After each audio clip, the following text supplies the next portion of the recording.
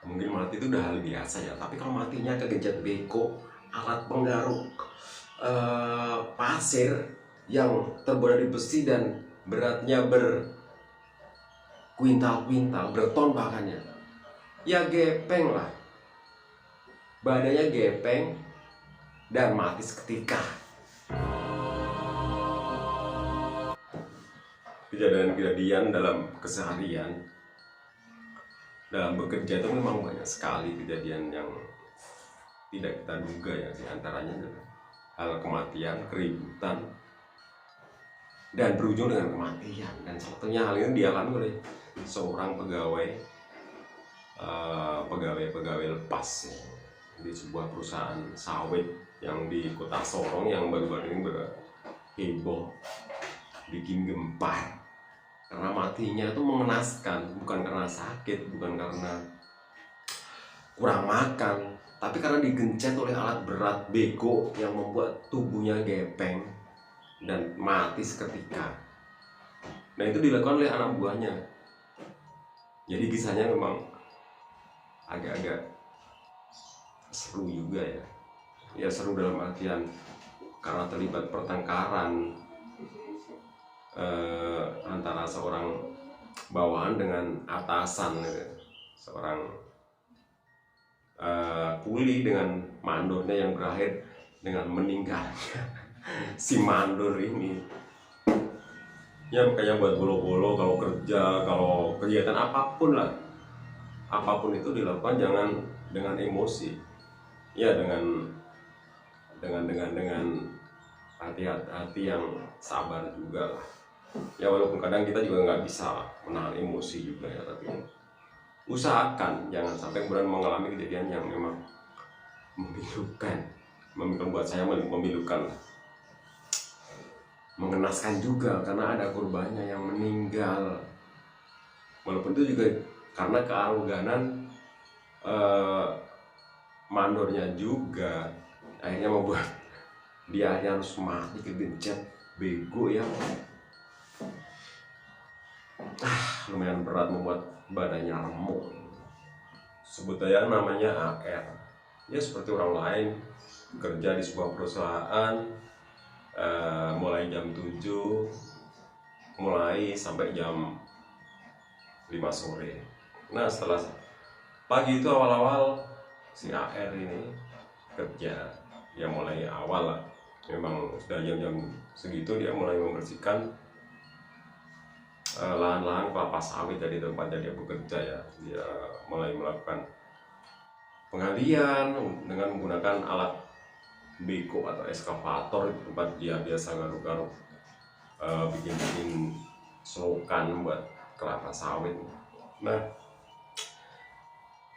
dia pun bekerja seperti biasa lah sampai jam 12 dia istirahat, kemudian jam 1 dia mulai lagi kerja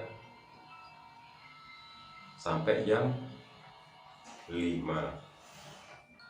Tapi pas jam-jam sore itu tiba-tiba mandornya datang dan memberikan arahan supaya dia tetap bekerja sampai jam 6. Si AR pun yang ngikutin lah suruhan apa yang dikatakan mandornya ya, karena dia juga memang bekerja di bawah pengawasan mandor. Nah setelah jam 6 waktunya AR sudah melebihi dari jam kerja biasanya, bermaksud istirahat, tetapi si mandornya ini tidak mau ngasih. Disuruhlah si AR ini untuk kerja lagi. Nah siapa sih yang kadang nggak kesal juga ya kalau udah melebihi jam kerja, sudah melebihi batas dia istirahat, tetapi masih juga disuruh untuk bekerja. Nah AR marah lah. Akhirnya jam 7 itu dia masih bekerja, dan ternyata mau istirahat pun nggak boleh lagi sama si mandornya ini. Nah siapa yang si AR ini semakin emosi lah, nggak bisa menahan diri juga. Terjadilah keributan antara si AR dan si mandornya ini. Nah karena nggak bisa menahan emosi, AR pun menghantamkan alat garukan yang besar itu ke badan si mandor itu hingga terjengkang.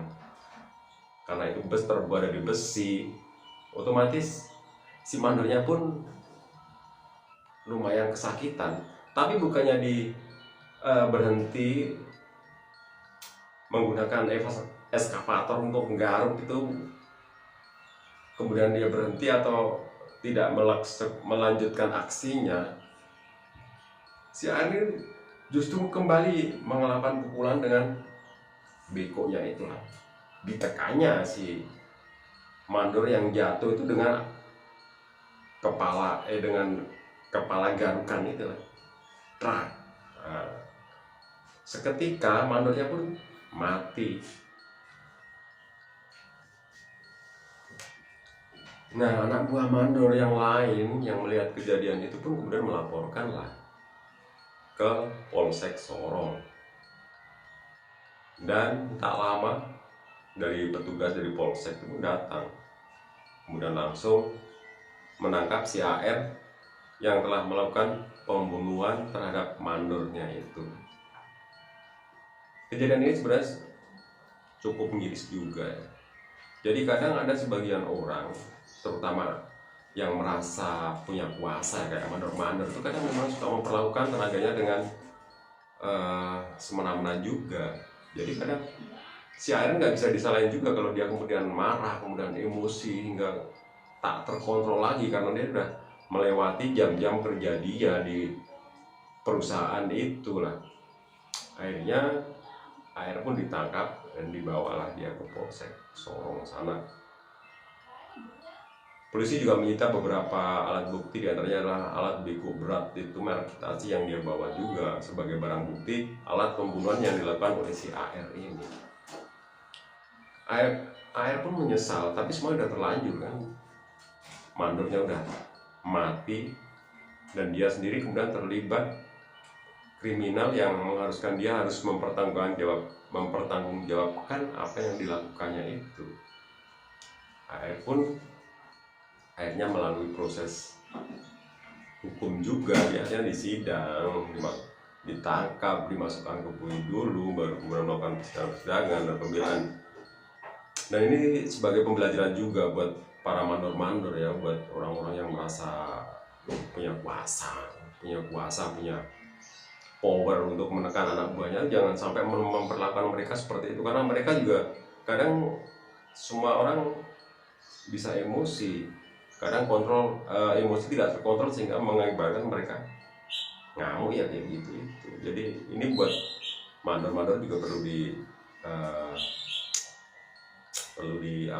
perlu menghargai pada para pekerjanya yang memang udah bekerja mati-matian dari pagi sampai jam kerjanya habis, tapi masih juga mendapat tekanan yang berat ya, kayak gitu akibatnya. Jadi perusahaan-perusahaan juga harus memikirkan juga hal-hal kayak gitu, kesejahteraan para karyawannya juga. Jadi ini sebagai pelajaran aja, tapi bagaimanapun juga kita harus ngontrol diri ya.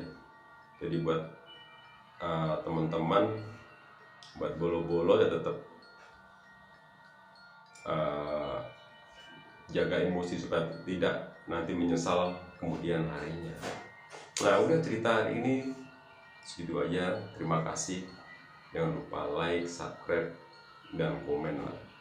Dan untuk eskavator Hitachi ya, itu merek Hitachi itu kemungkinan akan ada penunggunya, karena udah mandor yang tewas karena digaruk pakai penggaruknya itu bisa jadi penunggu eskavator itu. Jadi hati-hati juga. Terima kasih, jangan lupa like, subscribe, dan juga komen. Thank you.